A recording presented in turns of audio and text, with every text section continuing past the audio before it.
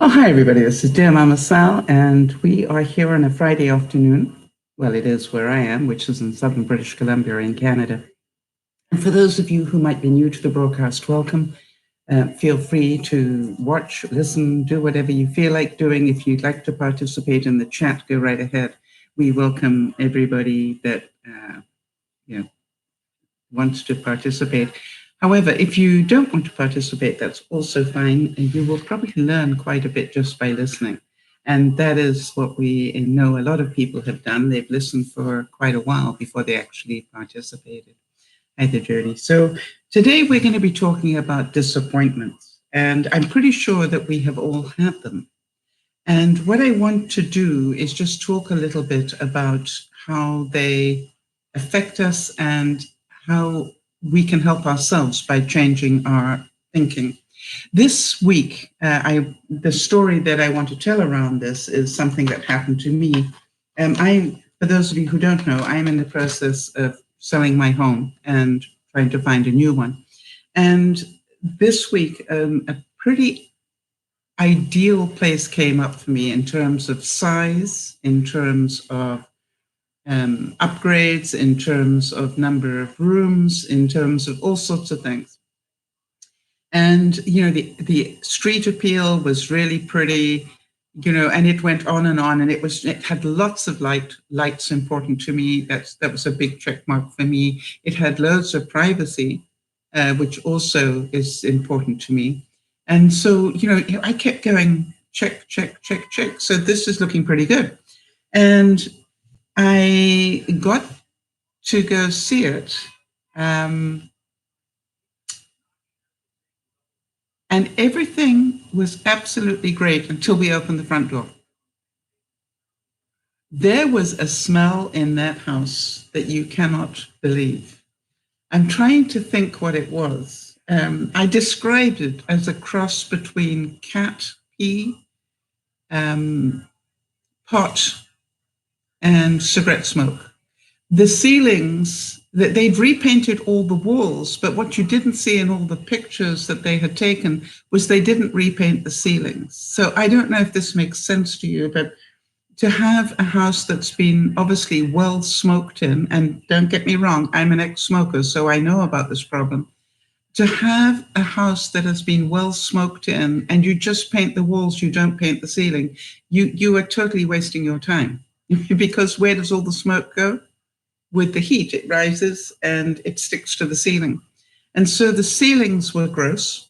And, then you start looking and you realize that, there's been a major leak in the skylight. Nothing's been done about it. Well, I understand that. So, that made me go outside and have a look at the roof, and the roof didn't look too new either. And so this is what I discussed with my realtor, which is, we can pull the carpets out thinking that that's where the smell is, and find out that that smell has permeated down into the subfloor. And because you have no idea, or did they put the vinyl covering or the laminate and stuff over the top of a subfloor that is already reeking of this smell? I don't know if you're getting my idea, but there is no way I could take the risk of buying that place. The other thing was, for those of you who know my history and what's going on in my life, I've got my brother arriving from overseas. I haven't seen him in quite some years, and he's arriving at the beginning of September. And, it's like I couldn't do that to him. I'd have to put him in a hotel. So it was disappointing. And that's why I thought I would talk a little bit today about how to deal with disappointment. Now, it's pretty easy to say, just let it go and move on. And that's what we all know intellectually. That's what we need to do, right? We need to let go of that. It wasn't the right one, obviously, and we need to move on. But let's think about this. What does, we've talked about this many, many times, and I want to keep showing you how this all links into our emotional intelligence. which is we talk about what we need to let go of is the emotion and then get left with just the reality. Okay. And the emotion attached to this property was all the check marks that it had. All right. It checked so many boxes for me. But you know something? I never thought to say, and I'd like a place that smells clean. Well, it's not that it smells clean, that is, sorry, I just managed to mess with my screens here. I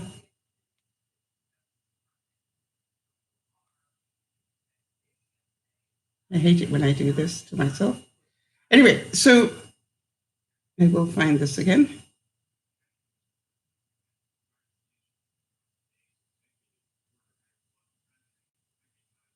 So anyway, what I have to let go of is all these check marks and go, however many check marks it had, all right, this one issue just totally wiped those out. So why hang on to? And the reason is because of the fact that my brother is about to arrive. Then I have to remember, I have a house where the subjects are not removed yet.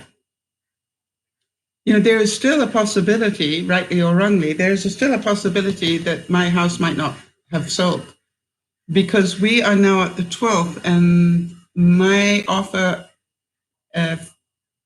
deal goes through until the 16th. That's only 4 days away, and they haven't sent an inspector yet. Now, I don't know about you, but that's getting pretty close to the wire for me. So there's part of me that's starting, I don't know if this makes sense to any of you, there's the inner voice is starting to be a little sad. And I'm reminding myself, don't be sad. Until we know it hasn't gone through, it still is okay. All right. So I have to keep reminding my inner child not to go ahead of itself. And, maybe they will come back and ask for an extension. I don't know. But you understand that all this can add up. Now, you've all had your own disappointments and you've all dealt with it in your own way. I'm thinking, for a lot of people, I don't know why, I started to think about the people on the Gulf Coast that, could be facing another Katrina without even realizing it. If I understand it correctly, the Mississippi is higher than it's ever been, or is at its high flood, sort of high point, and now they've got a storm coming in to meet it, which means the two are going to meet. And not only is this already high, and it's, they're scared for the levees again and all these sort of things. Now, I don't know about you, but when I start thinking in terms of that, I'm thinking I'm really fortunate. All right. So one of the things I like to do when I'm trying to overcome what is a disappointment is to make sure that I am balanced. This isn't the end of the world. I'm not dying. This is just not the way that we hoped it would go. But it doesn't mean it's a bad thing. All right. And I'm a great believer in this. I'm a great believer if things don't go the way they're meant to, then it's for a reason. And so, there's part of me that's going, shoo. I've dodged a bullet there. So, because imagine if it had smelt really nice in there, I probably would have bought it. Even though, funnily enough, I don't know who took the pictures of that particular property, but they must have had spotlights with them. You know what I mean? Because when you got into that place, it wasn't nearly as light as the pictures had you believe. When you looked at the pictures, it looked like it was a really light place all, throughout, and it wasn't. It actually, we're talking summer, and it actually was quite dark in places. And especially in the main room that was off the kitchen area, there was a big family room. And it was just like, wow, if that one is dark, and it already had 2 skylights in it. Okay. All right. So hi there, Beth. So you understand, it's like, I think I dodged a major bullet there, which is part of it. So here is the thing, that today, between the two broadcasts that we do, hi Linda, between the two broadcasts, I'm going to go and see another unit. And the pictures look really good on it, to be quite honest. And, but now I'm a little bit more wary about anything where the pictures are good, because look how I was fooled the first time. The other thing that I would have you say is, be aware of your first reaction to things. All right. My first reaction when I walked into that home was not, wow, I could live here. My first reaction was, what the is that smell? That's what you need to realize, because not only is that your first reaction, but it's likely to be everybody else's as well. And so now, hi to the bank tellers, by the way, Beth. So now here is the reality that you need to deal with. You need to say to yourself, I learned a lot, right? I learned a lot by going out there. I wasted a lot of time, but I also, they said hi back. That's great. Anyway, so I learned a lot. But the truth is, it's frustrating. I'm certain you can all see that. But I have to remember that I have not had the subjects removed off my place yet. So maybe it isn't the worst thing in the world. Imagine if it had been perfect and the subjects didn't get removed off my property and I couldn't get it. Do you understand? That would be, equally heartbreaking. So what I wanted us to look at is, what do we need to concentrate on when things are not going in the way that we wanted? I wonder whether any of you relate to the fact that sometimes these things seem to, everything's going well and then there's a little blip. And then there's another blip on top of the little blip. And then there's another blip. And then suddenly you've got a weight on your head that you don't know where it came from. But it's like you went from being perfectly light and free and very excited to, oh my gosh, now what? So what I want you to concentrate on those days is how to turn your mind around, right? Because you're all going to have those days. Everybody has them. It's not because life picks on you. Believe you me, it happens to all of us. Whether it's, I'm thinking about, people like Jody. Jody, you must, when you first had cancer, you must have, started to feel the layers hitting you. And then you got cancer free. And the next thing is you got lymphedema that hit you so hard, and it's like, hi, Marie. And so then these layers of disappointment, of fear, right? We go back to Dr. Jerry Jampolsky, who said, love is letting go of fear. One of the things we have to know, there are just two real emotions, love and fear. So if we stay in a place of fear, and by the way, that would be all the negative emotions, jealousy, hurt, revenge, that feeling of injustice, it's not fair, all those negative things. Whenever you're in one of those moods, you understand you're not in a place of love. And so what I needed to do, although it was difficult, what I needed to do was go, it was a really lovely little home, but not for me. Does that make sense? I needed to send some love to that home.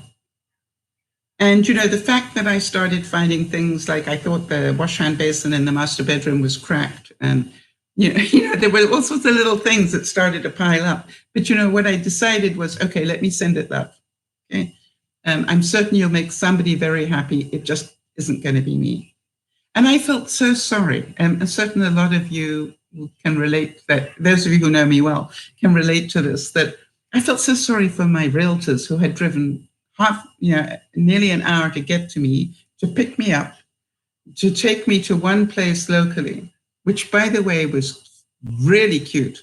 It was like a tiny house. And it really was very, very cute. But you know what was the killer for me? The guy next door had a motorbike. Now, you know me, I could hear that motorbike starting up every day when he went to work because that's what it looked like. And I'm going, do I want to be woken up by a motorbike every morning? Okay, so Jodie's replying to me. She was saying that at the time that all that medical stuff was going on, there was so much that Lionel and I worked through. I do actually need to get my phone. Hold on a sec.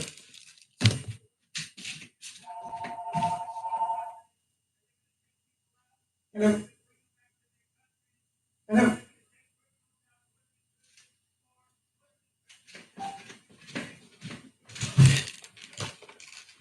Sorry about that, people. You understand that I've got realtors trying to get hold of me all the time, so I may need to do that a couple of times. Anyway, so Jodie's saying there was so much that she and Lionel had to work through. It took quite a while, and thankfully we had your help. It's my pleasure, Jodie. Couldn't have done it without you. Actually, I think you could, Jodie. But I think, if I can say so, yes, there was so much fear. Yes, of course there was. That would be human nature. Anybody who's got a diagnosis of cancer, so much fear. You would be inhumane. I mean, you'd be inhuman. Whatever. If you didn't have some level of fear. I mean, it's human nature that you would be scared. But then the relief of having, overcome the cancer and then to find out you've got something that does what it has done to you. Now, I was feeling, so happy for you until I found out you've got other issues going on that you never told me about. I find it amazing that in all the time I've known you, that I didn't know that you need, new shoulders and new knees. How come that never came up in conversation? I have no idea. But now I'm going, wow, you do all that you do with everything that you've got going on. You're a pretty good role model for anybody, Jodie. I have to say that. You need to know you are a really incredible role model, that you just keep doing the best you can with what you've got and with the amount of pain that you've got. So, yeah, I'm in awe of you. I continue to be in awe of you. So it was said that success, listen to this, people, success is the ability to go from one failure to another with no less of enthusiasm. Now, Winston Churchill said that. All right? Winston Churchill said that. That it's, I need to know that I nearly had success and then it turned out to not to be success. Now I need to regroup quickly and get to the next place. Does that make sense to everybody? I need to regroup and get the same enthusiasm back for the next place that I like, not the one that I don't. So here's the interesting thing on that one. I found a couple that I liked. And so I'm busy negotiating, talking with my realtors and everything. And this morning I hear that of the three that I liked, two of them have already gone. Well, one is sold and one has an offer on it already. So you understand this is a really challenging time emotionally. Now, was I disappointed about those two? I want to tell you, if you could have seen me, I'm busy Googling to find out which of the two that sold or that are out of the market now. But the one that I really liked, apparently, touch wood, people, touch wood, the one that I really liked apparently is still available.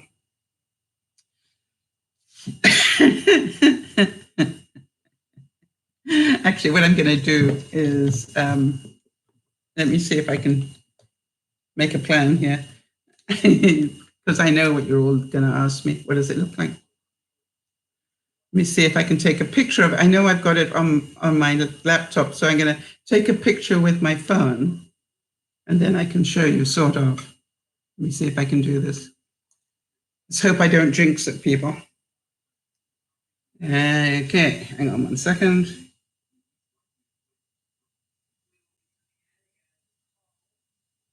There we go. I've got my thumbprint across it. It's not too good. So we'll do that again. It's a really nice thumbprint, by the way.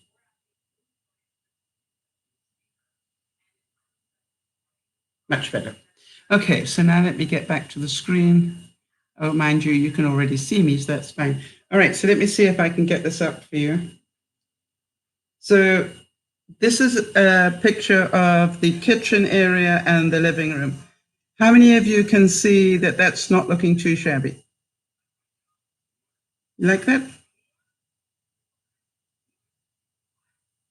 And so, the words that come to my mind are light, clean, and let's pray that it smells okay. But luckily, that one apparently is still on the market. Now, the other thing is, I also have to be aware of the fact that when my deal goes through, not if, when my deal goes through on my house, I need to be out by the end of August. And we're not very far away from there now. So that's the next thing.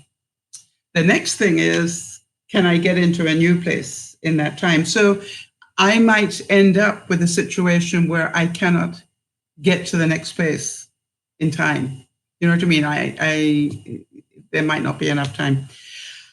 I'll cross that bridge one step at a time. If that happens, then I will go back to the buyers and ask for an extension if possible. If not, I will have to live in a hotel for a while. All right, so Jody, yes, light, very important. It's the number one thing on my list, apparently after smell. But the interesting thing is that I'm also a little bit more in reality now. I wonder if this makes sense to you guys. I'm a bit more in reality, having seen the pictures of the previous place, and when I actually got in it, that wasn't the reality. Right? They must have brought in big lights to make it look that bright in there. But it did tell me something. And I wonder if any of you can see my thinking. If the lights they brought in created that light, then what do we know? If I find a place that suits me and lots of check marks, but it's not quite as bright as the pictures looked, then I know what to do.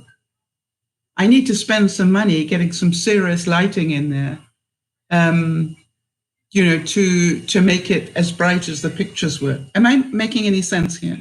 You see, I can now see that that's possible to do it, because I stood in that previous house and I said, this is midsummer and look at it. It is dark, even with skylights. How did they get the picture so bright? And I went, they brought in lights. And so, I went, yeah. So I learned something that, perhaps slightly dark isn't the end of the story. I'm telling you about the little place that I found. The little place that I found was really cute. The guy with the motorbike sort of killed it for me. But you know something? And my immediate thought was there was no storage anywhere. All right. In other words, there wasn't a shed that I could put my tools in. I think you get the general idea. The hangings, the closet space was a little bar about this long. So it really was designed to be a minimalist house. Kitchen was gorgeous. The bathroom was gorgeous. But you and I both know that I am a person who has a house full of cupboards that are full. And so, I know that I could downsize if I had somewhere to put stuff. That place had nowhere to put anything. And so, and it didn't have room to put a shed in it either. You know what I mean? So you've got to look at those sort of things. Now, how about this one? When you feel disappointed, think about this quote. It says, if you look the right way, you can see the whole world is a garden. So can you all see that even in the disappointment, if I look at it the right way, what did I learn? All right. I learned that smell is apparently more important to me than I thought it was. What did I learn? And what can I adjust? And so I can adjust lighting. That's something that you can buy. I know there was something else that my realtor said on that other place, which was, we could rip up the floors and then put new floors down. I said, yes, but the problem is you're thinking I've got that much money. Plus you are thinking that the smell isn't in the subfloor. What if I do all of that, spend all that money and the smell is in the subfloor? So I don't want to take that risk. I just, I think my words, and I wonder if any of you can relate to this. I didn't work a lifetime to end up with a money pit. That's not what I wanted. I want somewhere I can move in and be happy. I don't want to do the renos again. I did that here. The only thing we have to fear is fear itself, all right? So does it make sense to everybody that if I concentrate on what can go wrong now, I'm really going to make myself quite sick, and I have no wish to do that. If I start overthinking that my brother is coming, worst comes to the worst, I'm going to tell my brother I'll meet him at a hotel somewhere. That may be the easiest thing, that I book him into a local hotel somewhere because I might be there myself.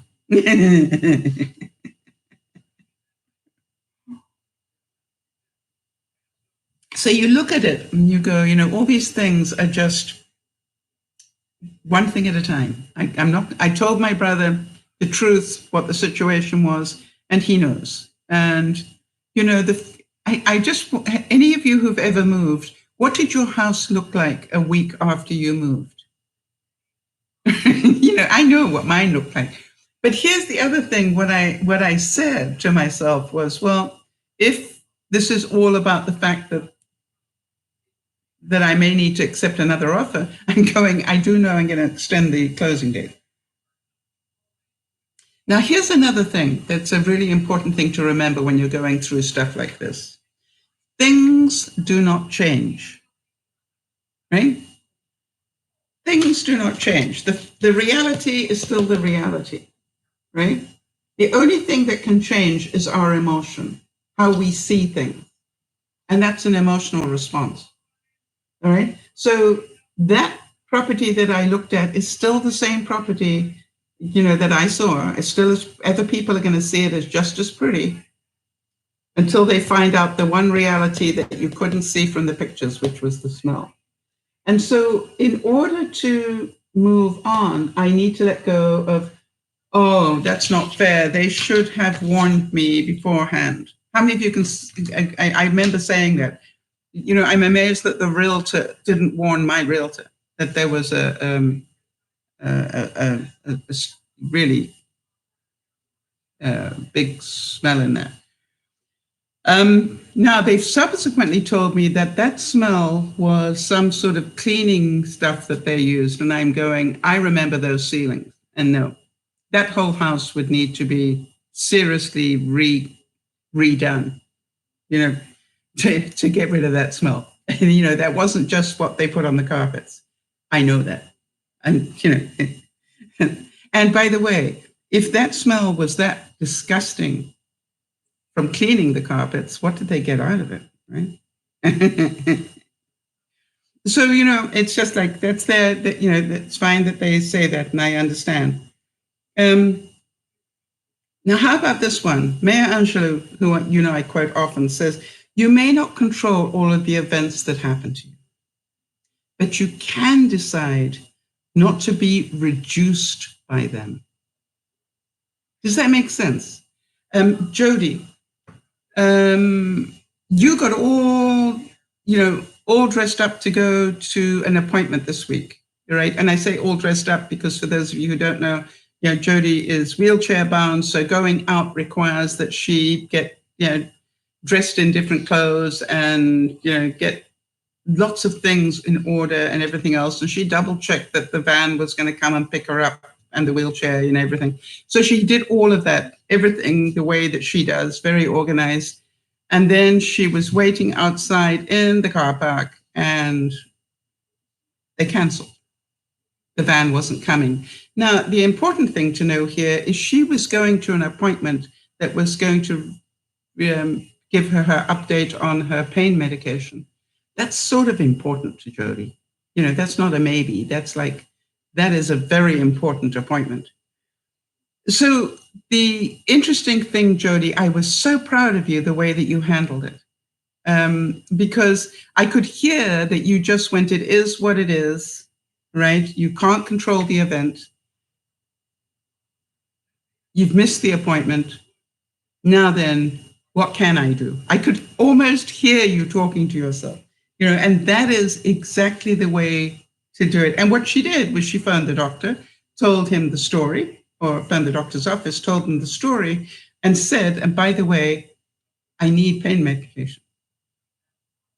Because the next appointment is not until next week. I need pain medication. And what the doctor said was not a problem. And he, authorized another week's worth of pain medication. So you understand that when you deal with it, not, oh, it's not fair, how can that guy do that to me, da, da, da. I don't think the driver of that van or whatever happened got up that morning and said, I think I'll stick it to Jody today. I really don't think that happened. I just think that life got in their way. Maybe the van broke down. I don't know what happened, but you understand, it's like when we take the emotion out of it and just go, the reality, the facts are the van isn't going to be able to pick you up. That's a fact. The other fact is that means you cannot get to the doctor for the appointment. The clever thinking is, what can I do? You see, Jody, that's what really impressed me, is the what can I do you did very quickly, which tells me how quickly your brain sorted through that one. And what I keep telling to my viewers is, you will know you're getting emotional intelligence when that time in emotion is very short.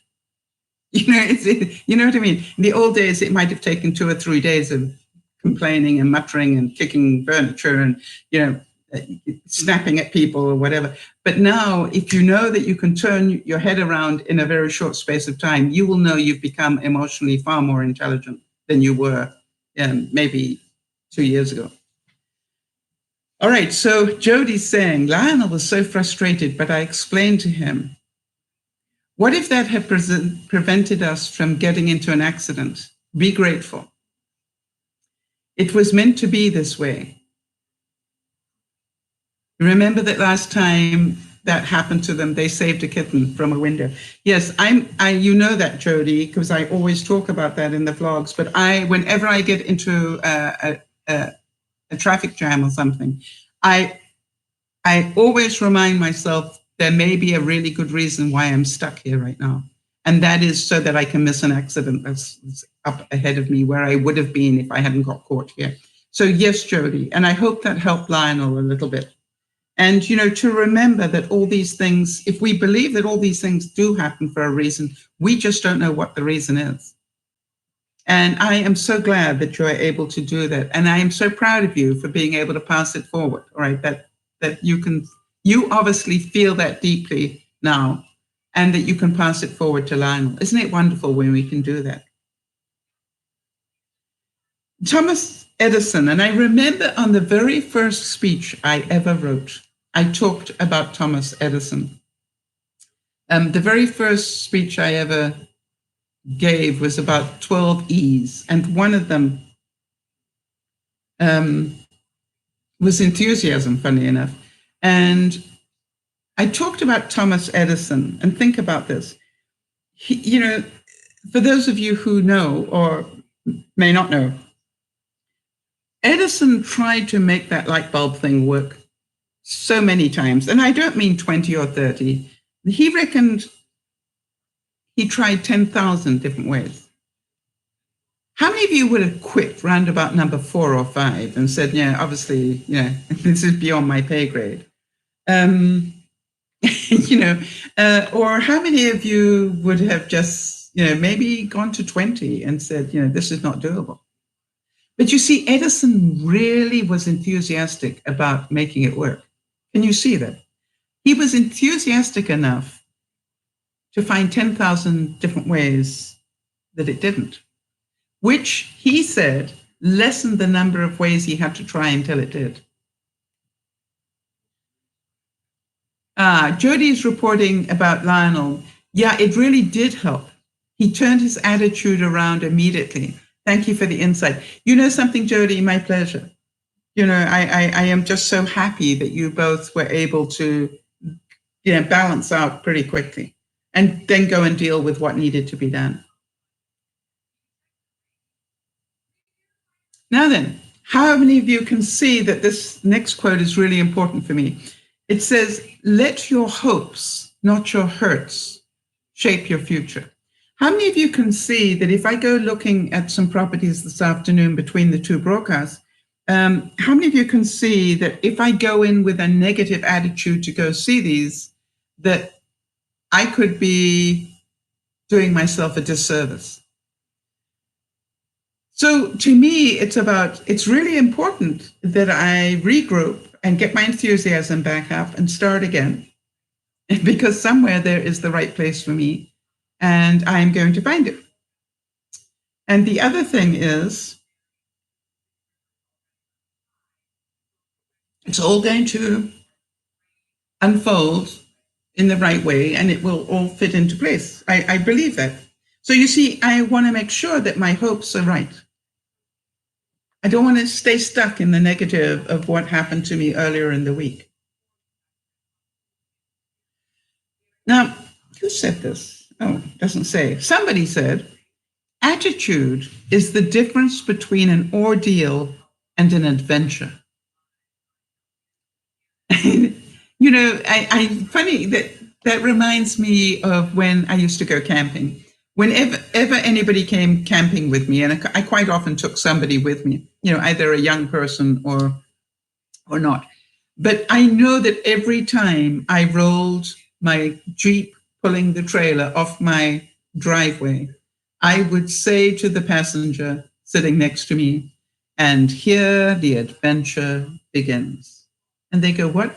I said, I do not know if we'll make it to the bottom of this street without something going wrong, because we're going camping. And the word camping and things going wrong, you know, go rather hand in hand. And so I just want to tell you that this is not necessarily a perfect vacation. This is a vacation dealing with reality. And let the adventure begin. And whatever happens, you know, let it be an adventure. And, you know, for those of you who remember, I did a trip with my brother, you know, the one that's coming the end of August or beginning of September. I did a trip with him to Whistler in BC, which is where they held the Olympics. And I did it the year before the Olympics. So, you know, already a lot of the places that they were going to use for the Olympics had already been built. And I wanted him to be able to have, you know, all the Olympic gear was already available. And so, actually, no, I lied. This was in end of December and the Olympics started in February. It was just before the Olympics. Anyway, so everything was already Olympified, if you like. And so I took my brother up there for New Year, minus 12 centigrade, which I think is also minus 12 Fahrenheit now that I think about it. Anyway, so... and I took him in a trailer. I didn't take him to the 5-star, you know, ski resort. I took my trailer. I ruined it. But it was so full of that thing between ordeal and adventure. You know, things like the very first night, obviously, my holding tanks froze. Now, you don't want holding tanks freezing.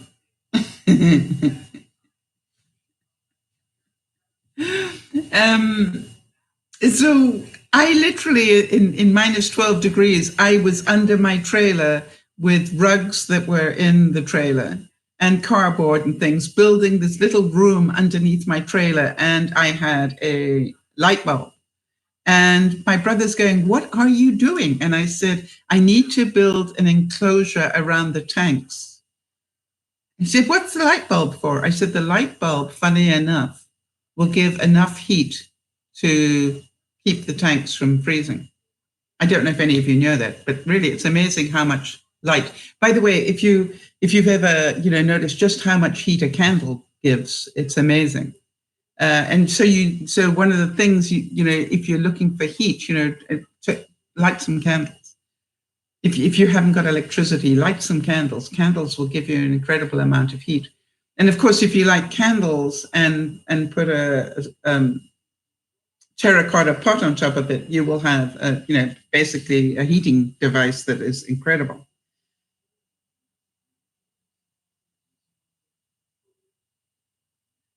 Yeah. So Jody's saying that we always have, that's true, Jody. We always have. You remember when, I'm a great believer that life is about memories, not about things. And every time Jeffrey has come to visit, we have done something and we had pretty good memories. I don't know, for those of you who have been around a while, we visited that incredible little island called Gwems. That had one store on it, and it was the everything store. All right. It was so funny. It was just like there was this island with these houses on it and a school and this one store. And the store it was the coffee bar, the bar, the video store, the liquor store, the library, the supermarket.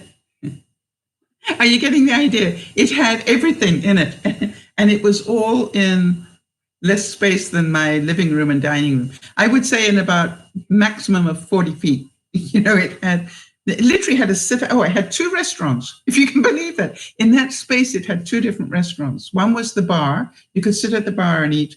And then they had an upper mezzanine level where you could actually have a tablecloth. Now, it was a checkered tablecloth, but you know what I mean? It actually, that was the fine dining. So it was... Now, how about that for a memory? I mean, I still, to this day, write to my brother and go, remember Gwems, whenever I want to make him smile, because it is important. All right, now, how many of you believe this one? What I like best is new starts. Now, I couldn't say that is true for me, all right? Because I find it difficult to let go of routine. I like my routines. But, the stress, all the time that I'm planning what I'm about to do within things that I can plan, I keep asking myself, how do I have the least stress here? Even if it costs me money, how do I do this with the least stress? And, that is really, really important to me now at this stage of my life. It's not about how quickly can I do it? How can I do this with the least stress? Everybody that's been watching the videos, that it took me a year to downsize. But, it was amazing. I would recommend that to anybody. If you know anybody at my age that is going to need to downsize pretty soon, please encourage them to start downsizing one drawer, one shelf, one something each week. And literally take everything off the shelf, clean it, and then only put half of it back. Take everything out of a drawer, clean the drawer, only put half of it back. And it's amazing how if you do that systematically, you will automatically throw away about half of what you own. Because about half of what I owned was really not stuff I needed to keep.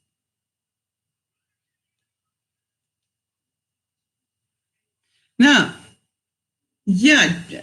for those of you who are also creatures of habit, let's have a little think about that. So if we are creatures of habit, what happens to us emotionally if our routine gets messed up?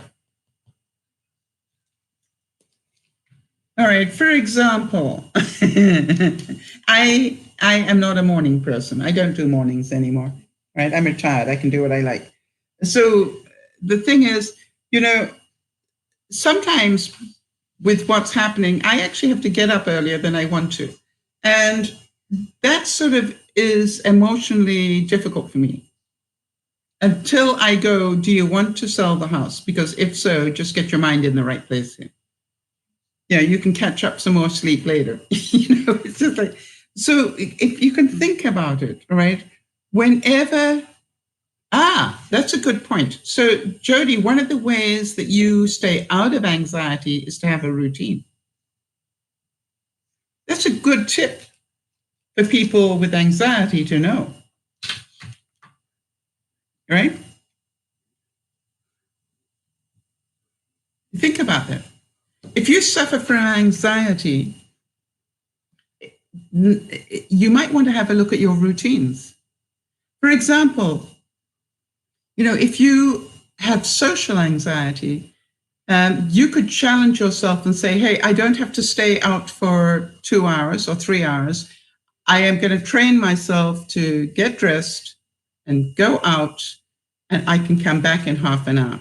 And I am going to control myself 3 times a week. Because that's what it requires, that you control yourself, right? That you control the fear. And so, Jody, what part of the thing that I'm thinking about here is that actually is a very important thing for people with anxiety to understand, that the way most of us have overcome anxiety is that we've got a routine around it. Let me try and think. I know that, all right, let me try and think about this one so that I can do that. I know that I have a routine for Fridays, right? I get up at a certain time. I get everything ready for the first broadcast. I do if I get dressed, get makeup. But then I do the first broadcast. And then between the first broadcast and the second broadcast, I have other things that I do. And then I do the second broadcast and I'm fine. Now, guess what? That routine has been going on for a long time. And suddenly I got a call from my realtor, and the call was, could I look at some properties between the 2 broadcasts? Now, if you think about it, my immediate reaction was stress. What? And then I went, wait a minute. Yes, I can. In all honesty, I have between 2 o'clock, actually, let's make that 3 o'clock and 6. Make it 5. I've got 3 hours in there, 3.5 hours that I could go and look at properties if they're local, right? And I can get back here in time. So that is called not what can't I do, but what can I do, all right? Because to me, doing the broadcast is still an important part of my life. And if I really had to cancel a broadcast, I would. But if I don't have to, I would rather not. So there is still a possibility that I may need to cancel this evening's broadcast. But I don't think so. So why would I get all anxious about it? Because it hasn't happened yet. Jody's saying, making a to-do list can help calm the mind for Jody. I find, let me show you what I do, Jody.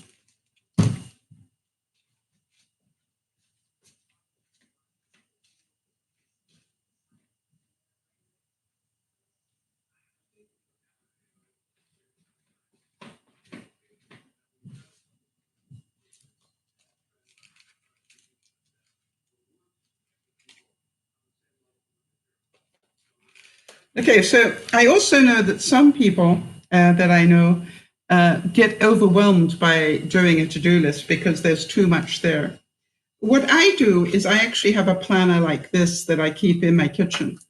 But by the way, the other place that I would probably have it if it were not the kitchen would be my washroom. The reason I would say that is because you've got to have it somewhere where you can, right. Let me ask you this one. Get honest with yourself. Where do you get the most ideas? Right? Think about that. Where is it that you are when you go, oh, and I need to do this, that, and the other? I have 3 different places where that happens. My bedroom at night, my kitchen during most of the day, and my washroom. So to me, it's really important to have this list where you spend the most time. And I've got mine in my kitchen at the moment because it's daytime. At night, I can take it into my bedroom in case I get a brilliant idea. And just as I think of anything, I just write it on here. And what I found was that I don't necessarily put it in the right order. I just need to get it down because I know it needs to be done. And so I look at it, oh, I've just seen one I've already done. And that's what I find happens. Get it out of your head and onto a piece of paper. But the reason people overwhelm is because the list is too long. All right. So what I found, and by the way, you're probably asking, why didn't I have anything written here? Because I had another list that I was working in my bedroom, and I just happened to re-find this tablet, which is really useful. I'm going to get another one of these when this one runs out. It really is very useful. But what will happen is you've actually got it in your mind somewhere. And so I already have done, I did a step. All right. So now one of the things on my list is my shed. All right. And as some of you will know, my shed is the one place that I hadn't gone to downsize or clean out. There's a good reason. It's dark. It's got cobwebs. There's stuff in there that's been in there 20 years. Do any of you get the idea of my shed? This is not my idea of an erotic experience going in there, right? It's just like, ee. And so what I did, because I'm a one step at a time person, right? I wrote the word shed because I need to work on it this week. This is the stuff I need to work on this week.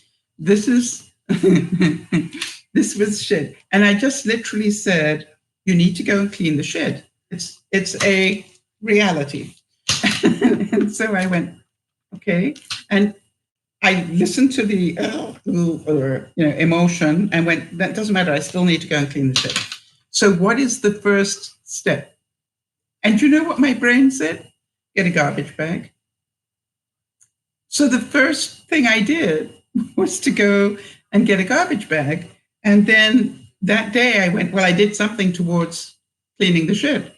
Literally, I know that sounds pathetic, but it was true.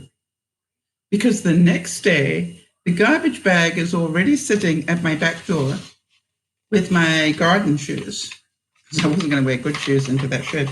And I'm going, well, I guess I need to go open the door. That would be the next step. Can any of you relate to that? This wasn't, get it all finished. It was like, open the door. And I opened the door and I brought off a couple of cobwebs. And now I got the garbage bag and I went, challenge yourself to put 6 things into the garbage bag. That's all you have to do, Sal. Put 6 things into the garbage bag. And I found some old rugs that had been there for way too long and the backs had already crumbled, the rubbery stuff. And I went, oh, they'll do. Now, so I had to fight a few more cobwebs, but I got them into the bag and I went, you did something in the shed. Well done. You can go back now. And I did. I went back upstairs. And then yesterday, guess what? I'm still looking at the word shed. What's the next step? Go and find another 6 things. So, and I did way more than 6. I put 6 things in. I took down a recycling bag for plastics that I saw that were there that I can throw away. And then I started tidying up the shelves as I went. In other words, here is the door. I walked in and just this on the right-hand side, I have got shelves and I literally put a box and I said, okay, things I want to keep are going to go in that box. And I'm starting to work my way down the 3 levels of shelves that are in the shed. Am I making sense to anybody or do you want me to draw that? And I'm nearly at the end of this shelf already. And that was my second major day.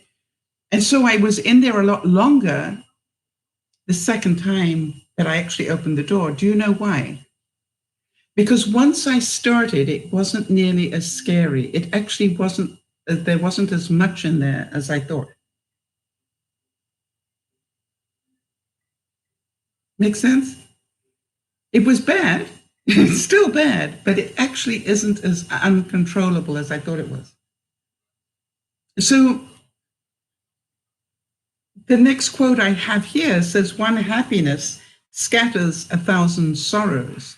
How many of you know that the fact that I actually can say I'm probably a quarter of the way through cleaning up the shed, maybe more, and just in a couple of quick trips, I didn't spend more than half an hour in there each, maybe in total, maybe an hour maximum, but I would think more like half an hour to 3/4 of an hour in total already, and I'm nearly it's the junky things that I'm throwing out.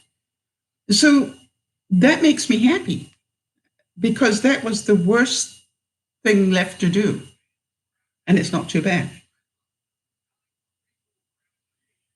Now, how about this one? That this world is just a canvas to our imagination. And that would be good or bad, right? How many of you have drawn yourself pictures that are horrific? How many of you have drawn yourself pictures that are wonderful? Somewhere in my garage, and I haven't thrown it away, so when I eventually re-find it, I will unroll it and show you.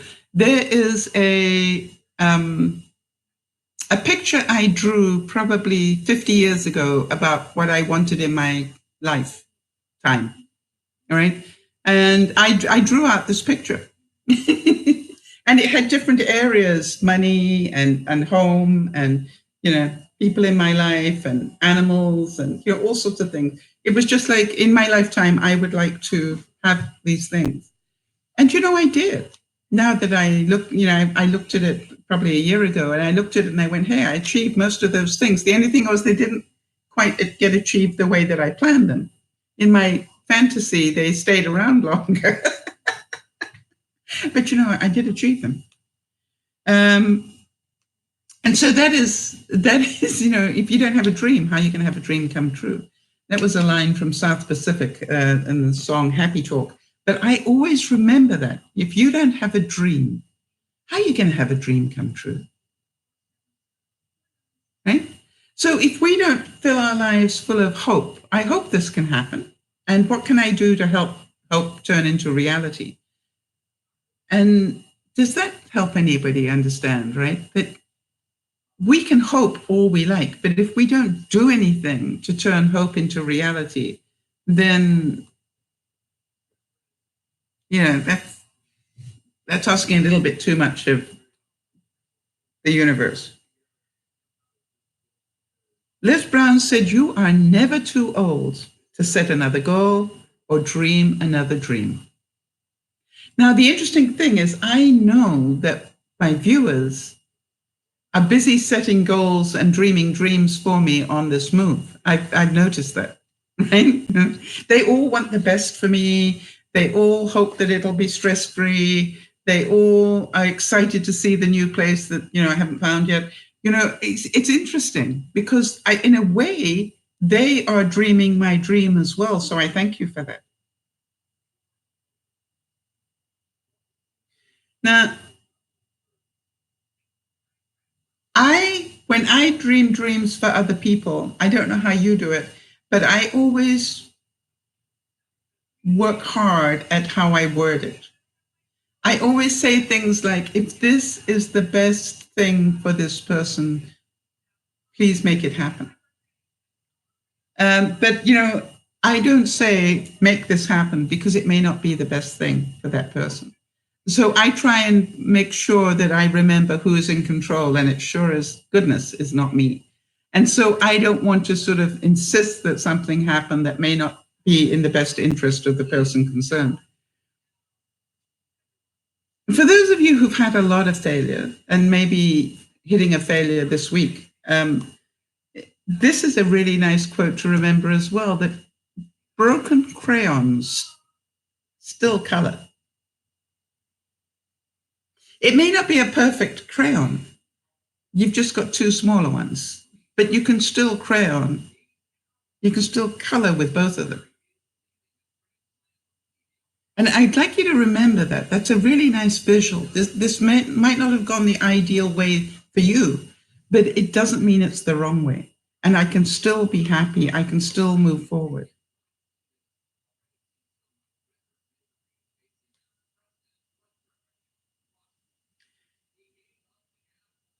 This is something that I really do know from my experience, which is the best way to cheer yourself up is to try to cheer somebody else up.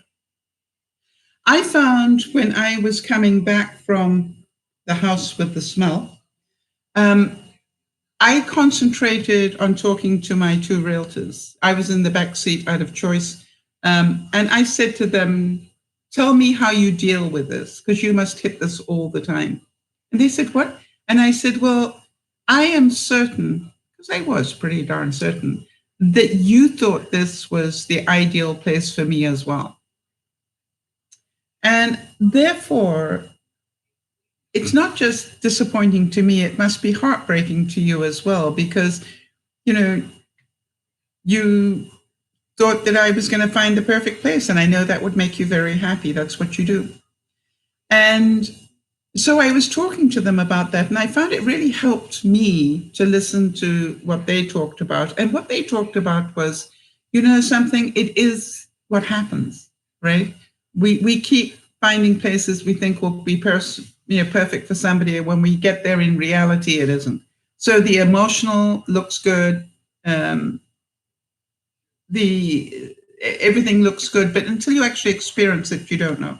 You've got to see the place in all its reality. And they said, you know, it's just like it's part of what we do. Is that not every house works out the way we think it's going to, but it means that there's another one. And I just, you know, I felt in a way more sorry for them than I did for me. But I tell you what I did find strange. I did find strange that my one wish was to get home. I wonder if any of you can relate to that. That place upset me so much that I needed to get home. You know, I wanted a coffee really badly, but I said, but I want one at home. I don't want to stop somewhere. I don't want to, you know, do anything. I just need to go home and have coffee. And I did. And I felt much better for it. So remember, whenever you think you need cheering up, the best way to do it is to cheer somebody else up. And it's not their job to cheer you up either, right? It's just like give what you want to receive. Why? Because when we give it, it sets off the right endorphins and everything, and we will feel better. We will feel better. Mark Twain said that, by the way.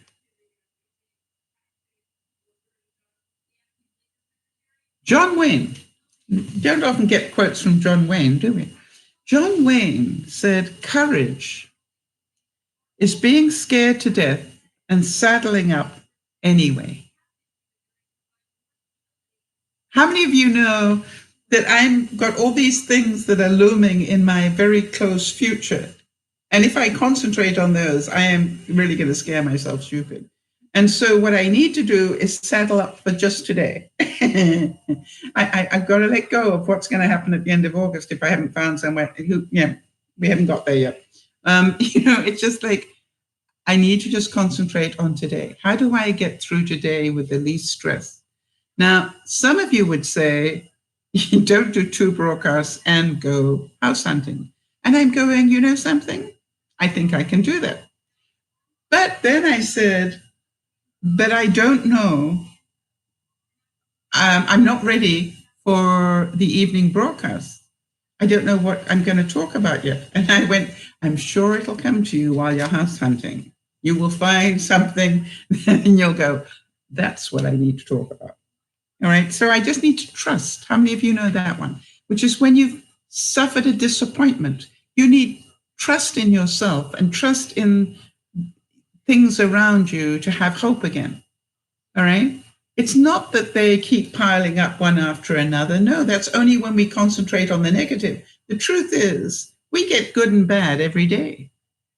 How much actually affects us depends on how much we're concentrating on the bad. And by the way, if you're concentrating on the good, sometimes the bad doesn't seem so bad at all anyway. Amazing. How about this for a great quote? The only thing permanent in this life is that everything is temporary.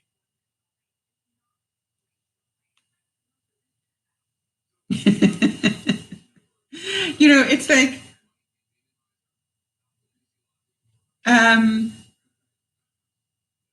it just is, right? There is nothing permanent. I was talking to my neighbor who's got a early 20s daughter, and he was telling me, that she's still in that teenage mentality. I think she's in her late teens, early 20s, somewhere in there. And he was telling me that it was a challenge. And I said to him, from my experience, not that I had children at that age, but watching other people with children at that age, one thing I know is that by the time they hit 25, things start to settle down again. There's something about 25. I don't know if any of you found that, but by the time you get to 25, you don't see your parents as the enemy anymore. You start to appreciate some of the things that they did. By the time you're 25, you start to get some wisdom going. Little bits of wisdom start coming to you that actually some of the things that your parents said to you were not totally stupid after all. They actually made quite a bit of sense now that you're 25. they made no sense at all at 17, but now that I'm 25. So I said to him, be patient. You just have a few more years of this. And pray that what you have given her already, protects her until she hits 25.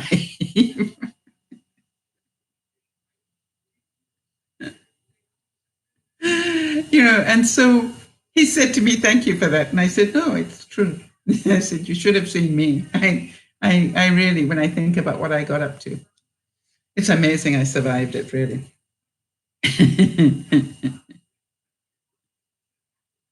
Dale Carnegie said, it isn't what you have or who you are or what you're doing that makes you happy or unhappy. It is what you think about it. Okay? So go back to the disappointment about the house. Right? The one thing that surprises me, why did I stay in it so long? I was in there quite a while. There's part of me that goes, I think I kept trying to find a redeeming factor that made it possible to buy it, right? I kept thinking to myself, I'm missing something here. And then the smell kept coming back, and then I'd find the next problem with it. And it had quite a few problems, and it was just like, and it was, and then I found the skylight problem, and then I found the next, and I'm going, eventually I just had to go, I think I need to leave now.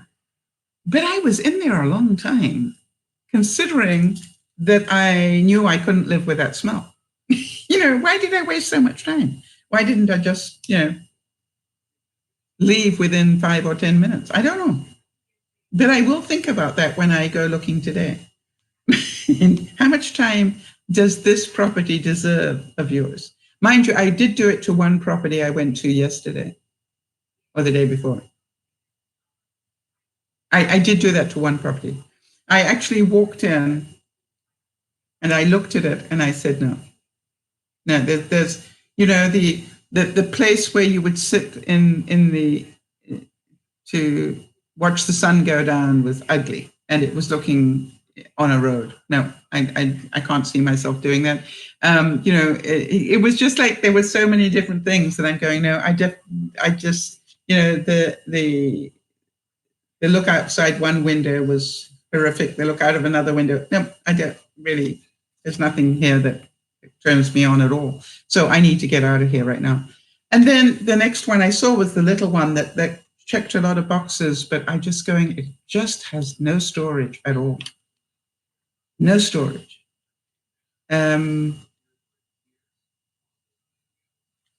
and nowhere to put storage. You know what I mean? It was just like you would have to basically build another building to put the storage in. So as pretty as it was, and it really was very, very pretty. Now, I started to think, had the price been right, I might have considered it. But it was priced at nearly $250,000. And it's like, I really, for $250,000 I think I can do a little better. So let me find out. Bruce Lee, the well-known martial arts guy, said, a goal is not always meant to be reached. It often served simply as something to aim at. Wow, have any of you, I'm thinking back to that big picture I drew back in my 20s. It was things for me to aim at. I did want a house, right? I did want a dog. I did want a husband. I didn't necessarily want two, but I did want a husband. I personally thought I'd get one and keep him. Yeah. Wrong. That was my dream. And then, I did want to be worth this amount of money. I had no idea how I was ever going to do that. But the funny thing is, when I look at it, I did achieve that, strange as it may seem. It really, when I look at it, I go, that was a big dream when I was 20. But through getting an inheritance and using that money well, I did actually, on paper, achieve that dream. I was quite surprised. So what we need are those dreams, those positive hopes that we work towards to help us do things one step at a time. All right, now J.R. Tolkien, right, that's Lord of the Rings, right, said, still around the corner there may wait a new road or a secret gate. Still around the corner there may wait a new road or a secret gate. Jody, thinking about your shoulders, all right, or your knees, and I know that this is like, who knows what may happen, right? Who knows what science may suddenly develop next year that we don't know about? Who knows, what can happen? None of us do. And, I look at it and go, aren't we lucky that we live in this world at this time? I keep saying that to people. The technology is so huge today. I believe that it is said that medically we advance more in 1 year than we did in 1 decade previously. That's the speed at which medical science is developing. So it's quite surprising. I can remember being in South Africa when they did the first heart transplant. And, it was just like, yeah, who's ever going to do that one again, right? And now if you pop down to your local hospital, how many heart transplants are they doing? They're doing heart transplants like pulling wisdom teeth. It's a no-brainer. We'll just give them a quick heart transplant, no problem. You just think, right? Or no, listen, the kidney doesn't work. Okay, we'll give them a new one. So you look at it and the development, and I go, wow, that's in my lifetime. We went from the first ever to this being very commonplace. I think that's so magical.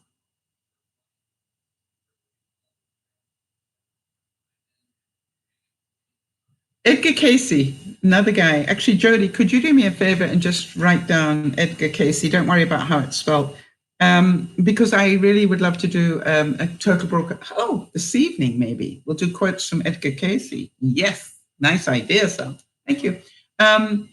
Edgar Casey, very interesting wrote a lot of very good stuff that I helped me in my youth. But he said, don't feel sorry for yourself if you've chosen the wrong road. Right? We've all done it. Don't feel sorry for yourself for doing that. Just turn around. Oops, that didn't work. Let me try another road. Right? And what did they say that the definition of insanity is when you keep taking the same road and falling down the same manhole, in the road, the same hole in the road. You just keep walking down there, expecting not to fall in the hole. Well, hello, the hole is there. Find another road. And so, to me, if you've taken a path that's not working for you, take another one. Choose again. Grace Kelly, bless her heart. Grace Kelly said, I avoid looking back. I prefer good memories to regret. Right?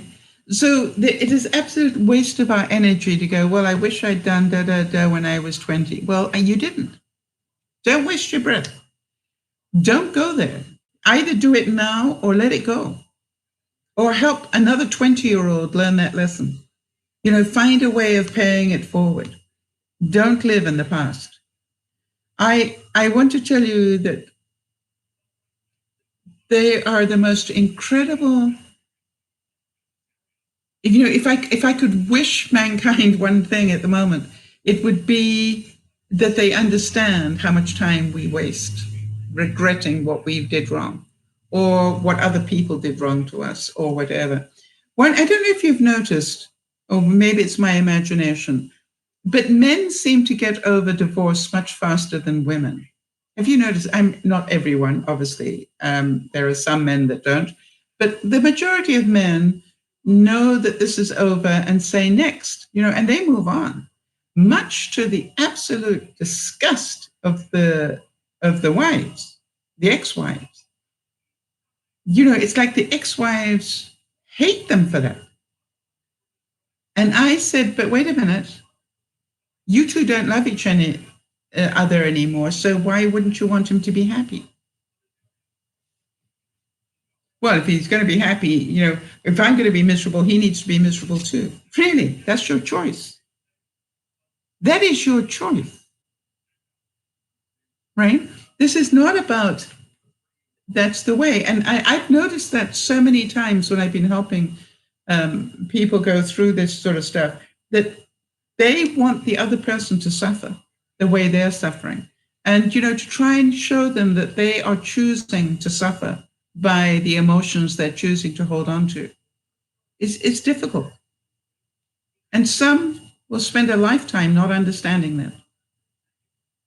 If your parents treated you badly, you can be angry at them for the rest of your life, but they probably are not going to change. So you might as well get on with enjoying your life as best you can. If your family, isn't the family you dreamt of, then you can spend the rest of your life, wishing and praying that they would change, but they're not going to. Either learn to get on with them or move on, find a new family. Joseph Campbell said, follow your bliss, and the universe will open up doors where only there were walls. Right? I always think about, should I do another broadcast? And I'm going, yep, I should. Why? Because it helps people. And therefore, it is a wonderful feeling. You see, it's like, it's not a maybe for me. It's part of my life. It is what I do. And I find that it is so rewarding to be able to know that in some small way, I made a difference in somebody's life. To me, that's wonderful. And so, I look at it and go, I just do what I think is right. I don't have to be the number one. I don't have to have huge numbers. I don't have, it's just like, just today, can I help somebody? And if the answer is yes, I'd like to do it. And by the way, what I've discovered, as we all will understand at one time, is that I have all the tools I need, right? I just live my life and talk about it, because everything that happens in my life is going to happen to other people. Right? So I just need to, take the stories from my own life and share them with you. And you will see I don't have some sort of magical life. No, I just have life. And how I deal with it will make it magical or hell. That is my choice. Think about that. Roy Bennett said, good things happen in your life when you surround yourself with positive people. I think the reason that is true is because positive people will keep you seeing the other side. It is too easy to get sucked into all the negativity around you. We have so much negativity in our lives, right? And if you're just always talking to people that compound the negativity, we will be pretty miserable people. But if you surround yourself with positive people, then your life will be happier. Mind you, have any of you ever met anybody? There was one member of my family, extended family, that people said of her, strength through misery. For some reason, she seemed to complain about everything. I wonder if you've got a family member like that. She's literally, complained about everything. And it was so funny because it was like she seemed to gain her strength through being miserable. I had one aunt who lived in the USA and hated it. Literally hated the US, but she lived there. And I said to her one day, being who I am, I said, could you help me on something? Could you explain something to me? And she said, what's that? I said, if you hate the USA that much, why do you live there? Why don't you go back? Because she was always saying how great England was and da-da-da. And I said, why don't you go back to England? Oh, I couldn't live there now. Why not? Well, they wouldn't, And I'm going, so England is as bad as the USA is what you're telling me. And it was so funny that I actually challenged her with that truth. And the reason I found it funny was because a few years later, she phoned me and she said, Sal, I need your input on something. I said, sure. And she said, my son wants to move me out of my home and force me to go live with him. And I said, well, I'm sure he's doing that from a place of love. What's your problem? I don't want to go. I said, medically, are you capable of looking after yourself? Are you taking your medications on time? Are you doing this, that, and the other? Can you prove that you are looking after yourself properly? Because if you can prove it, I don't think that by law they can do that. Even if that's what your son wishes for you, I think if you can prove that you are self-sufficient and that you can, look after yourself, that you are entitled to stay. I said, by the way, why are you calling me about this? Right? And she said, you're the only one in the family that tells the truth on things. I said, really? She said, yeah, you're very, very matter of fact. You just say it like it is. So I knew if anybody had the right answer. I said, I don't know what the law is in the US, but I do know what human nature tells me. And human nature tells me that if you are more than capable of looking after yourself and can prove it, I don't think there's a judge in the world that's going to force you. But I do hear the love from your son. And maybe he can give you a better life than you're living right now. That's, so what do you need to let go of? You need to let go of your independence to maybe live a happier life than you're living right now, with less stress, with less bills to pay, with less whatever. So, have a look at both sides of it before you discount the offer that your son is giving you. And actually, she ended up moving. How about this one? How many of you can feel this one in your bones? Faith is taking the first step, even when you don't see the whole staircase. All right? Faith is taking the first step.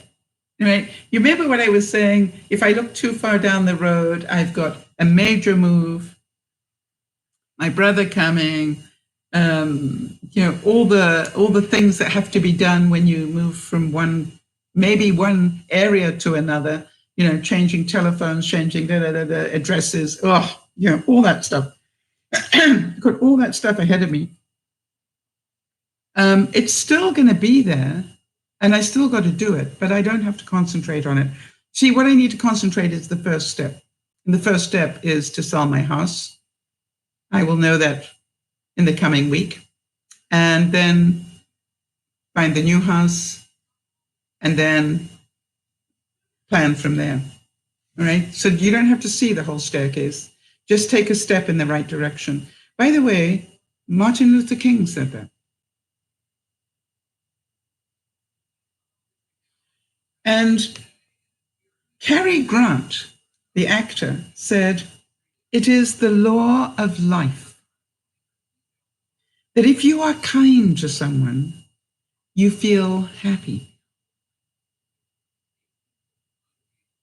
It is the law of life that if you are kind to someone, you feel happy." I'm trying to remember that not only is this incredible stress for me coming up, but also for my tenant Yvonne, who's been with me for now 20 years. And I was thinking all the change that she is probably going to have to go through. All right. At the moment, she does a lot of her wash between 1 and 3 in the morning because she has her father there, and she has to do a lot of wash for him.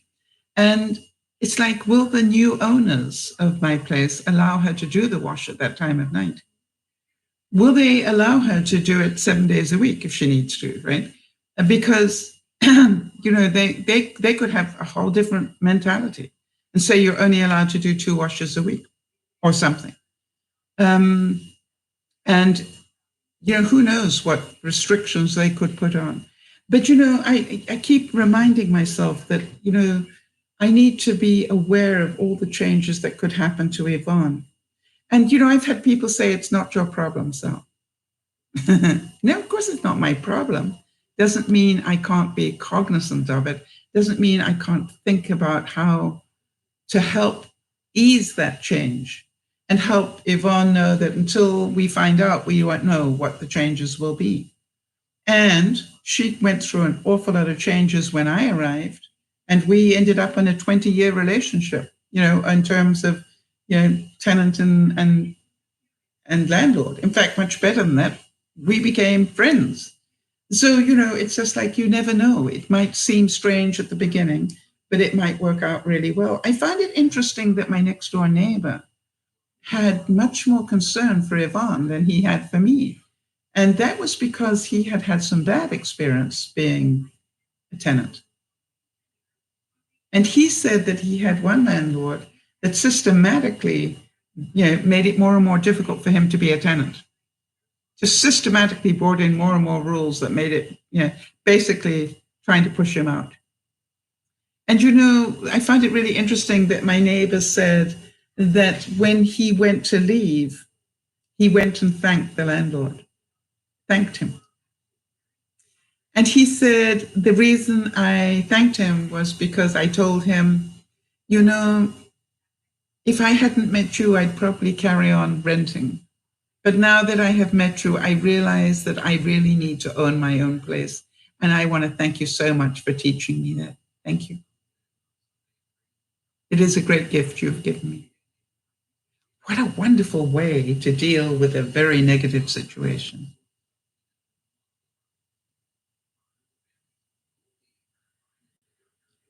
And it was said that every exit is an entry somewhere else. All right. So, yeah, one door closes, another one opens. We just need to be looking for the next door, not trying to reopen this one that closed. I can remember, so many times in my life trying to reopen a door that had closed and really move on. Don't waste your time trying to redo this. It's done. And just move on as best you can. And Henry Ford said that failure is simply the opportunity to begin again.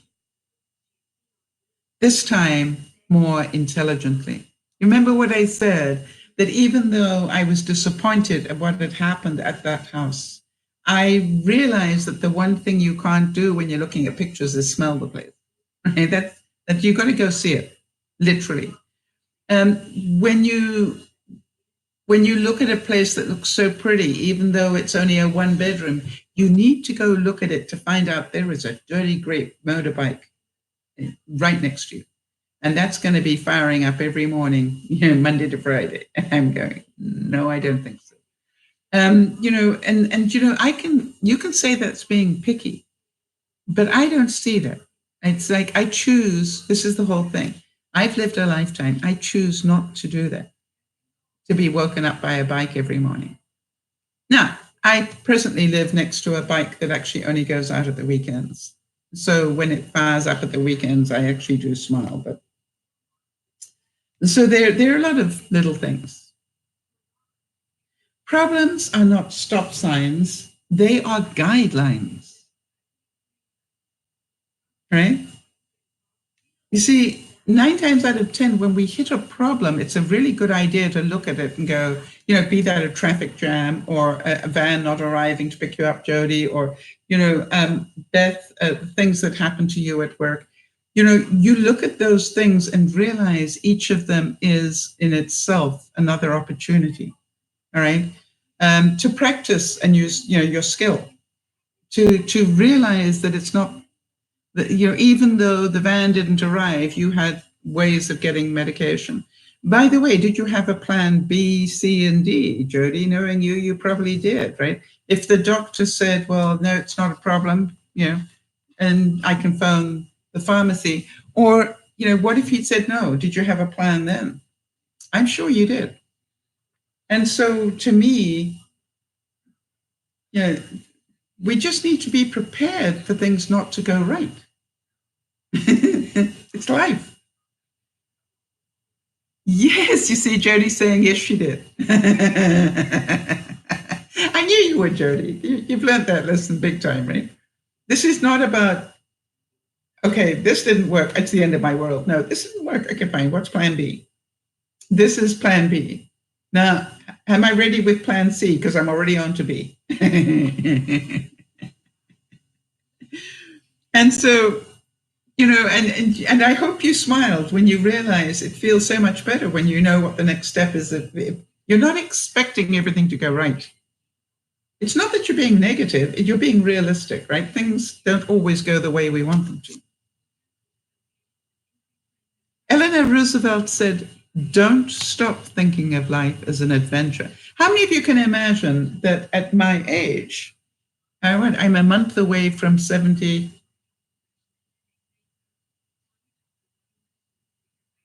I think.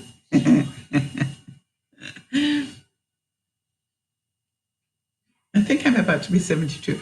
How many of you can see that, I've got a wonderful chance to have a really adventurous life. And that was one of the things that I said when I was looking. Jody's saying, I've learned that from you, Sal. Always have a plan B, C, and D. Doesn't it make life easier though, Jody? Seriously? I'm about to be 72. Thank you. I love it when my viewers have to tell me how old I am. But what I said when I was house looking was this next 10 years, in my view, need to be the happiest 10 years in some ways of my life. Does that make sense to anybody? I still am able, I'm still fairly mobile, not running any marathons, but I'm still fairly mobile. I can still, my arthritis is not too bad. My hips are sore, but I can still use them. I can still get in and out of bed. I can still do things for myself. I still have great joy doing artwork. And it's like I choose to make the next 10 years in some ways the happiest of my life. Hopefully you'll, be there on that journey, because I don't know whether I'm going to make it for 10 years, right? I don't know if I'm going to be alive this time next year. Do you? So to me, this is like, I better say that this is going to be the best 10 years of my life and start doing things to create that, right? What if you said that to yourself? The next 10 years are going to be my best. What things would need to happen to make them your best years? Not, well, I'd make them my best years if I could still do this and still do that. No. With what you have now, all right? With what you have now, what would you like to do that would make it the best 10 years of your life? And if you only make it to 5 years, what would you want to have achieved? And if you only lived for one, what would you want to have achieved? I think it's really important.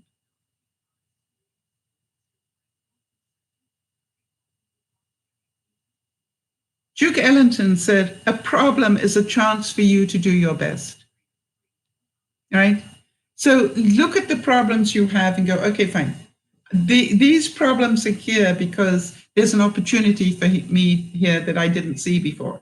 I thought this was going to be easy, but it isn't. So there must be an opportunity somewhere. I can do this. Jody, I keep thinking about you and your insurance. By the way, for those of you who don't know, the reason I mention Jody a lot is because she is our admin and does a wonderful job supporting me through these broadcasts.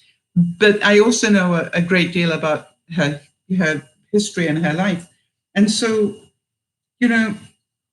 Jody took a huge step recently, and she changed medical insurance. Now, when you depend on your medical insurance the way that Jody does, to change it must have been so scary.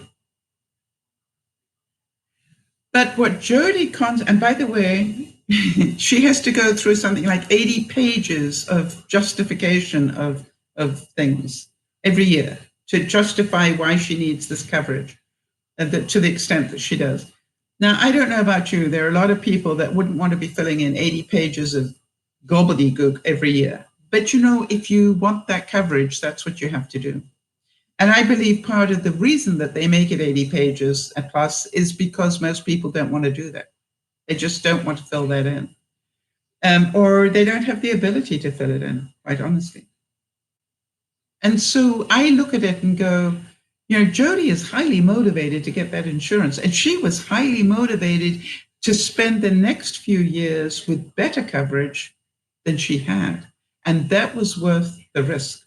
So the original insurance coverage was a problem, and she saw that as an opportunity to find a better one. And she did her research, and she's good at that. She did her research, and that's what she found. Amazing. But was it easy? No. I am sure that she regretted it along the way a couple of times before she actually managed it, because it wasn't easy. It was tough to do. But she did it. You see, making changes, changing our mentality, letting go of stuff isn't easy. It's never easy to just deal in reality. It's never easy to let go of all the emotion around it and just go, what are the facts? All right, and Jody's saying, it's been such a positive change since April. And Jody, every time you think that, I'd like you to say, and it will continue to get better. All right? I'd like you to make sure that you know, that it will be a continuing thing for you, regardless of what's happening politically, regardless of everything else, that and it will continue to get better. That's what I pray for. Not that it's just a change now, but it will be a continuing positive change for you. Winston Churchill said, success is not final. Failure is not fatal. It is the courage to continue that counts. How many of you can see that it is really important that I keep taking one step at a time towards the goal of selling my property and finding a new home to thoroughly enjoy the next 10 years of my life? And it's okay for me to have wishes about it. It's okay for me to say, no, I don't like this. It doesn't work for me. I remember, I saw quite a few properties before I found this one. And even when I found this one, I wasn't convinced it was the right place because I didn't think the garden was big enough for Bud. I had a German Shepherd Cross Collie in those days called Bud. And I didn't think the garden was big enough for Bud. And I remember my realtor stopping me at the side of the house and saying, Bud will adjust. I know he's used to 1/4 of an acre, but he will adjust. There's a beautiful dog park just down the road. You can put him in the car and take him there and he can run his heart out. And it was funny because I needed somebody to help me pass that emotional block. It wasn't big enough for Bud. It was big enough for me. It was light. It was beautiful for me. I loved it. Didn't like the wallpaper, but who cares about that? Didn't like the incredibly weird color paints. There were 4 different color paints in my bathroom: a midnight blue, gold, red, and purple. I called it Prozac room because you'd have to be really, somebody who'd stopped taking their Prozac sort of thing. Because, if you saw this room, you wouldn't believe it. They had just thrown paint around in it. Whereas this wall, I thought I would replace within a week, and 20 years later, I grew to love it. And so many people remark on it. But I didn't necessarily want green behind in my dining room because my dining room stuff is blue. But the funny thing is, it's okay. And it's been okay for 20 years, and it pleases me to see it. I even have in the intervening time learned how to do that. How many of you know in my next place I might actually do it for myself?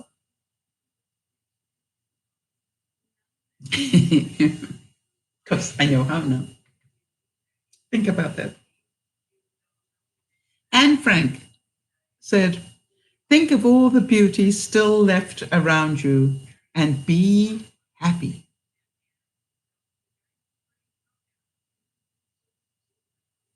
Be happy. I wondered if you'd like a tip for the day. Anybody? Hang on one second. I want to show you something.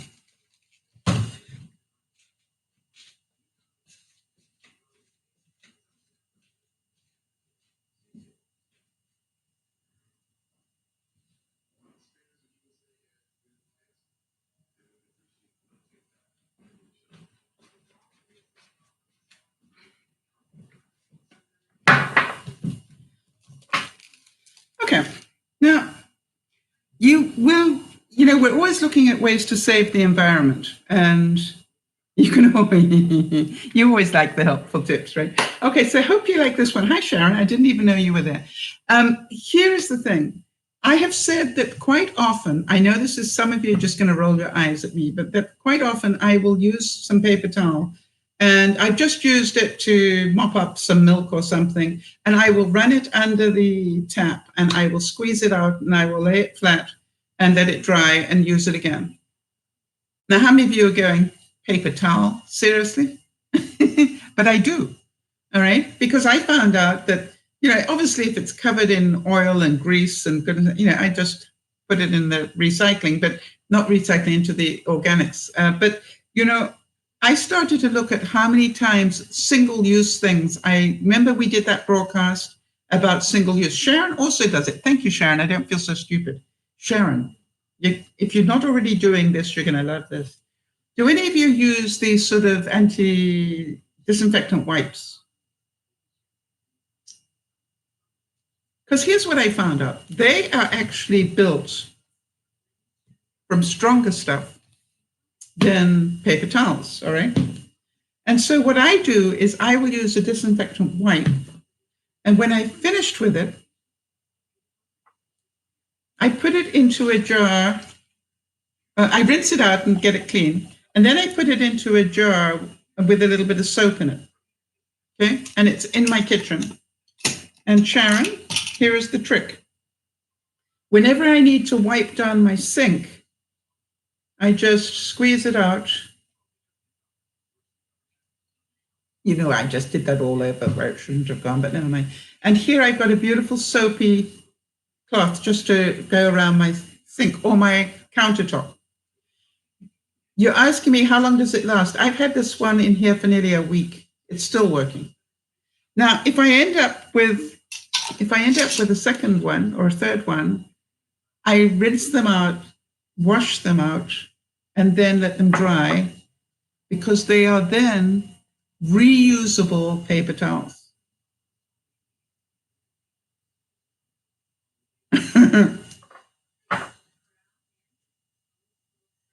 They're so much stronger. I haven't tried putting them in the wash because I don't, but I'm pretty sure you could even put them through the wash if you wanted to.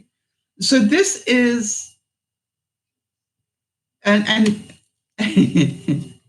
you like that, Sharon? Good. How many of you are going, what if I wash them out and, just put a bit of disinfectant back in them, which is what this is, put some Lysol in it, and, made sure they were well disinfected, and then rinse them out again, and then maybe use them to take off my makeup. All right? Rather than a one-time use thing. So what I want to, I'm not getting paid by Lysol, by the way. What I'm saying is, if you collect enough of them, you could put them back in here, squeeze the Lysol, get some Lysol and put some Lysol back in here, and you've got another whole tub of them. I'm not joking. That one has been in here over a week, and it's not disintegrating at all. I just literally go like this, and a couple of times a day, I wipe down my sink. What do you think? You like that for an act? Jody likes it too. Good. So I kept going, why didn't I think of that years ago? Well, because somebody needed to hear it today. If that somebody is you, let me know. But can you see, that is a single-use item that we can use. Okay, so Sharon is saying, I use Viva brand, that's for paper towels, right? And they are thick. It's a waste when wiping up water to throw them away. People think you're crazy. Yes, I know they do. But that's okay, Sharon. You carry on being crazy. All right? People think I'm crazy as well. Like, I will, go and spend X, on Amazon, but then I'll do this here. And I said, what you don't understand, the reason I can spend X on Amazon is because I am saving $1 here.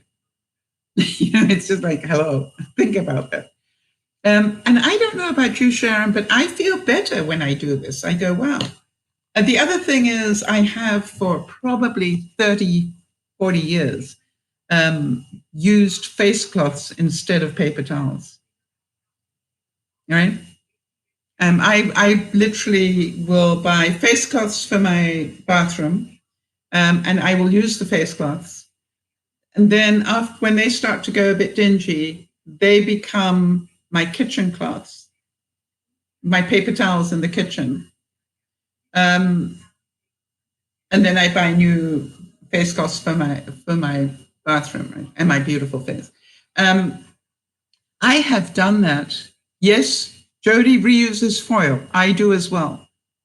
All right. I literally will, put it in the washing up water that I've got. Let it soak there. I normally let it soak for a half an hour or so to make sure that anything that I can't really see is drifting up. And then you just wipe it with a cloth. I mean, rinse it obviously, and then wipe it with a dry cloth, like a tea towel. And I fold it up and use it the next time. You know what else I reuse? And I'm waiting for some input on this, people, so help me on this one. I'm trying to reuse my press and seal. In other words, if I just use press and seal over something and it hasn't touched food or it hasn't, whatever, I literally will take it off and I will press and seal it over a jar or something and put it back in my cupboard. And the next time I need press and seal, I use that. I'm about to experiment on buying the reusable ones. Now, I did hear, I haven't done it, but I did hear if you take some cotton material, I know I can hear you going, Sal, you got to try it for us. Yeah.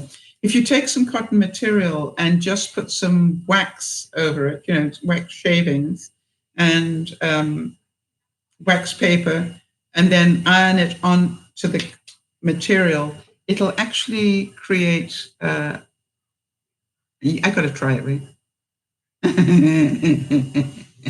I can hear you guys. Go Sal. You got to try it. Yeah. But, that would be interesting to see if it does work. I probably would take the cotton and dip it in melted wax. That would be my sense. Yes, Sharon's saying, I'm not a fan of press and seal, but I am a Ziploc bag freak. Anything that fits goes in one. Yes, I agree. Jody just bought a set of those silicone reusable bags. They look really weird, but I'm pretty sure they work. I have washed my Ziploc bags forever. I buy good quality if you buy good quality freezer bags, they last a lot longer because they're thicker. And I literally wash them every day and dry them. And yeah, funny, Jody, I looked at those. They're fairly expensive though, right? But I guess you got to look at, they're being delivered today. How exciting is that? So I nearly bought a set. I have to tell you, I very nearly did. So now you're encouraging me. 6 for $11. It'd probably be more like 15 here in Canada, but yeah. All right. So let me know how they work. And if they work for you, and can you put them in the dishwasher? That would be a big plus for me. You didn't have to wash them by hand. You could just huck them into the dishwasher. Dum, dum, dum, dum, dum, dum, dum. By the way, Jody, are you on your tablet? They're dishwasher safe. Oh, that's definitely a plus. Okay, wonderful. Nyasha, we're just about to finish, as you probably know. And I just wanted to say that this, to me, was just like, why didn't I think of that before? Why only use this once, right? Just wash it, keep it in next to the sink, keep using it. And I'll let you know how long it lasts. I mean, eventually something's going to happen where I'm going to go, no, it's had enough now. But I got a feeling. All right, so that's good to know. Let me know how it works, Joe. So what I wanted you all to see is we all have disappointments happen in our lives, right? Not just you. Everybody has disappointments. And most of us have a disappointment every single day. And it's not something that it's picking on you or life is, that life is just out to get you. It's like, it is not about what happens. It's how you deal with what happens. I had my heart set on that house this week. I had even taken graph paper and cut out little things for my furniture just to fit it in. You know, I had the floor plan of that house and I had already put all my furniture in it. That's how committed I was to that house. And how many of you are going, wow? But you know, the good news is all the furniture is already cut out, ready for the floor plan of the next one. You see, it's like, move on. Don't stay in the negative. Move on. So I'm about to get off the broadcast. I am about to get some fresh lipstick on and go and have a look at some new properties. And I believe,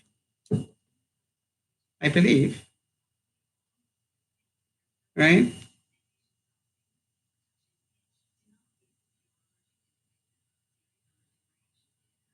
Where am I? Pictures. And I believe that this one, okay, is one that I'm going to see. Jody, that's very interesting. You should say that because Jody's saying, please take a snack. Jody, I'm only 15 hours into my fast. I'm going to take a snack in case. All right.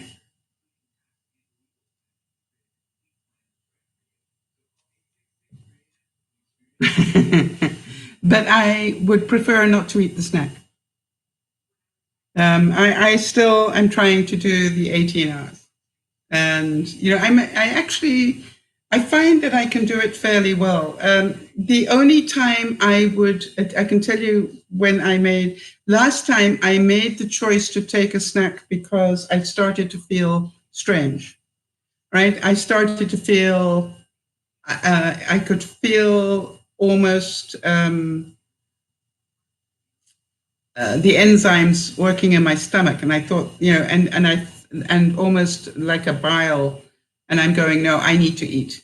This is something. Yeah. Funny enough, Jody, it's just a routine, isn't it? Really. My blood sugar my blood sugar is high. But I'm fasting because I want to try and get my body healthier. And by the way, Jody, just so that you know, there was a partial success on the other experiment I was doing, and I know you know which one it was. Not great, but partial. So I look at all these disappointments in our lives and go, let's handle them better. See, part of being emotionally more intelligent is to understand we all get disappointed, right? And that's okay. We all get disappointed. And once we can see that we have the ability to deal with it, look at Jody's way that she dealt with, you know, something as critical as getting her pain medication and the van didn't turn up. And that meant she lost the appointment. And now it was going to take another week to get another appointment. And she didn't have the pain meds. Did she panic? No. You see, she went, okay, that didn't work. Let's do the next one. Wow. Niesha saying, when I feel flushed, I use methylated spirit and rub it on my face. Wow. That's pretty toxic stuff to be putting on your face, honey. I've never heard of that. Jody, Jody will probably let you know whether that's a good thing to be doing. I suppose it's like a smelling salt, right? But I don't feel flushed. That's not the feeling I get, but interesting. I've never heard of anybody doing that. What on earth made you try that? I always love hearing why people tried stuff. But it's good to know, that you found that. I'm just scared about methylated spirit on your face. Yeah, Jody panicked a little as well. Okay, thank you, Jody. Well, I tell you what, Nyasha, we'll have a little look into that for you. We'll get back to you on that one.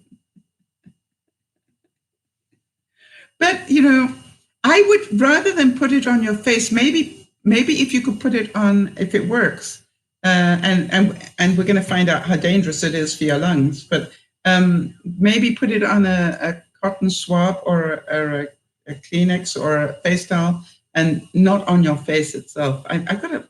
To me, that's a Bernie thing. But we'll do a bit of research and see what happens on that one. Jody, please make a note. Yeah, I know you will, Jody. And for all we know, Nyasha's come up with the perfect answer for life. So that I don't want to discount it. I'd just like to research it a bit more. I want to tell you something, Nyasha. When I first heard that Jody was doing this fasting thing, I reacted to that very strongly because with her medical thing, I didn't think that was safe. But, I did a bit of research, found out that, yeah, it was. And so, it's like that's how we learn things. The doctor lets you smell it when you feel faint. Okay. So I'm just saying that I would recommend, I don't know, but Jody will do the research and we'll find out. I just don't want it on your skin. I think if you had it, if you had it and you could just, hold a Kleenex, under your nose rather than put it all over your face. But, I guess, is that what smelling salts were? Maybe that's what smelling salts were, Jody.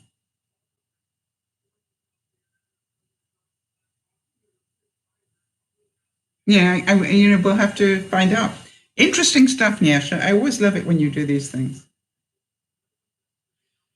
Yeah, that's what I'm thinking. Smelling it versus putting it on your skin. That's I don't know why. It's about, I'm just dead scared what that would do to your epidermis, that first layer of your skin, because I think methylated spirit is very drying.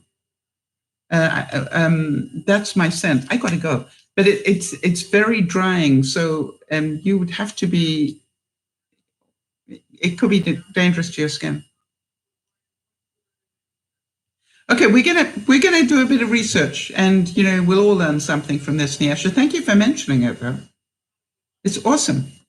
We will learn something from it, and I'll hopefully Jody will be able to give us an answer by this evening. But we'll be on it. All right, everybody. So, Sharon,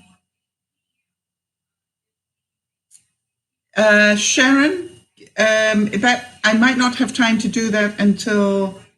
I might not have time to do that until tomorrow. Is that okay?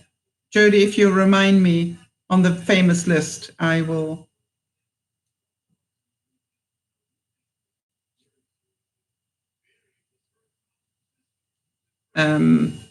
Send you.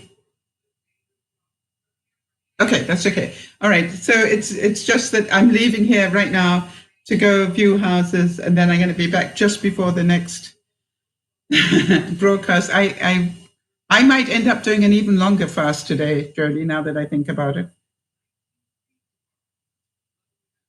Keep after us. Okay, Sharon, try this trick. Hope it works for you. I was quite impressed, actually, to be quite honest. And I was thinking, how many other places could I be doing this in my house? All right, so thanks, everybody. A big hug to you all. Remember to look after one another. And remember, life is full of disappointments. It is not a bad thing. It is just our little dream burst its bubble, as happened to me this week. But that doesn't mean that I won't get a better dream. And it doesn't mean that my life has changed forever. It means, oops, that didn't work. Onwards. This is Dear Mama Sal saying, thank you for being here. Hope this helped a little. Bye-bye for now.